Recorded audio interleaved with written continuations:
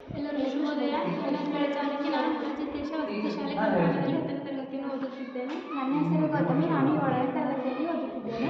ಇಂದು ನಾವು ಇತ್ತೀಚಿನ ದಿನಗಳಲ್ಲಿ ಹೆಚ್ಚಾಗುತ್ತಿರುವ ಪರಿಸರ ಮಾಲಿನ್ಯದ ಬಗ್ಗೆ ಮಾತಾಡಲು ಇಷ್ಟಪಡುತ್ತೇವೆ. ಇತ್ತೀಚಿನ ದಿನಗಳಲ್ಲಿ ಹೆಚ್ಚಾಗುತ್ತಿರುವ ಪರಿಸರ ಮಾಲಿನ್ಯ ಹೆಚ್ಚಾಗಿ ಬಳಸುತ್ತಿರುವ ಪ್ಲಾಸ್ಟಿಕ್ಗಳಾಗಲಿ ಕಾರ್ಖಾನೆಯಿಂದ ಬಿಡುವ ರಾಸಾಯನಿಕ ಕಸದ ನೀರಿನಲ್ಲಿ ಜಲಮಾಲಿನ್ಯವಾಗುತ್ತಿದೆ. ಕಾರ್ಖಾನೆಯಿಂದ ಬಿಡುವ ಹೊಗೆ ಅಥವಾ ವಾಹನಗಳಿಂದ ಬಿಡುವ ಹೊಗೆಯಿಂದ ವಾಯು ಮಾಲಿನ್ಯವಾಗುತ್ತದೆ.